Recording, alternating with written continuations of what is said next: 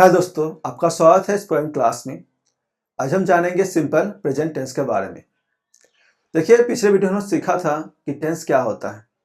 Tense के 3 भाग होते हैं: प्रेजेंट, पास्ट, फ्यूचर।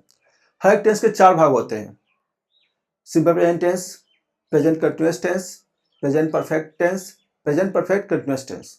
उसी तरह से पास्ट, फ्यूचर का भी है। आज हम जानेंगे सिंपल प्रेजेंट टेंस के बारे में। सिंपल प्रेजेंट टेंस क्या है?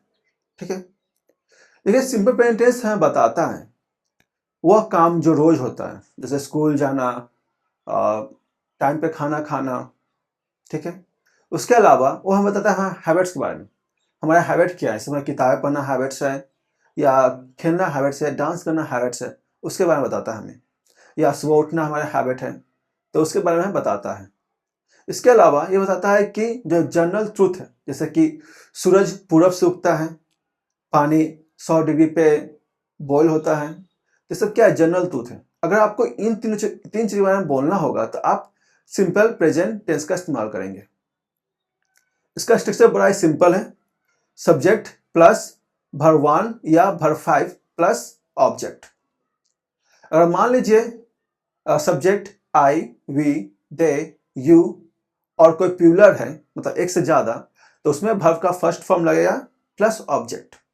अगर जो सब्जेक्ट ही, शी, इट और कोई नाम है, जैसे कि रोहन, सोहन, मोहन, उसके बाद सीता, गीता, अगर कोई नाम है तब आप लगाएंगे वर्ब का फिफ्थ फॉर्म प्लस ऑब्जेक्ट।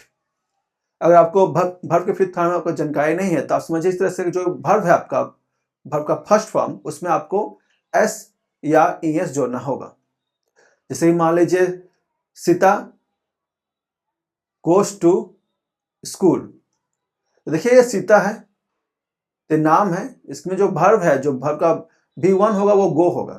मैं इसे कहा कि वर्ब 1 में ई या एस जोड़ना है, एस या ईएस जोड़ना है, तो यहाँ गो के साथ ईएस जोड़ने के बाद क्या गोस हो गया, तो सीता गोस टू स्कूल।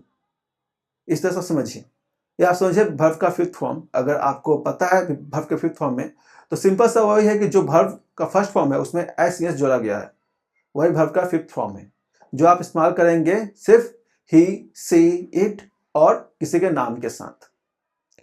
जहां भी आई, वी, दे, यू होगा वहां पे आप यूज करेंगे वर्ब के फर्स्ट फॉर्म को, जिसमें एस ईएस नहीं है। बस इतना सिंपल सा है। अगर कंफ्यूजन हुआ हुआ यहाँ पे तो मैं नोट्स में लिख दूंगा। मैं आशा करता हूं कि आपको कंफ्यूजन वहां पे ना हो। तो ये सिंपल सा स्ट्रक्चर है। तो हमें ये बताता है कि सिंपल प्रेजेंट टेंस हमें बताता है रोज के काम, हमारे हैबिट और जो जनरल ट्रूथ उसके बारे में। अगर आप इन तीनों चीजों के बारे में बात कर रहे हैं या बोल रहे हैं तो हमेशा आप सिंपल प्रेजेंट टेंस का इस्तेमाल करेंगे।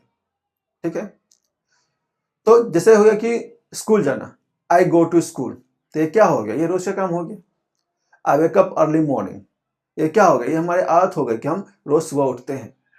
आई स्लीप अर्ली, ये क्या हुआ, ये हमारी आदत हो गई है। तो जब आदत बोलेंगे हम, आदत या रोज के काम या कोई जनरल ट्रूथ जैसे मैंने कहा, तो उसमें हम सिंपल प्रेजेंट टेंस का इस्तेमाल करेंगे। आप कंटिन्यूअस, परफेक्ट या परफेक्ट कंटिन्यूअस का इस्तेमाल नहीं करेंगे, सिंपल प्रेजेंट टेंस का इस्तेमाल करेंगे। इसके बारे में कुछ और जो उदाहरण होते हैं मैं आपको दे दूंगा, आप नोट्स में चेक कर लीजिएगा, वहां पे सब कुछ होगा एक लाइन से, आप चेक कर सकते हैं। और वीडियो देखने का शुक्रिया, मिलते हैं इस वीडियो में, बाय।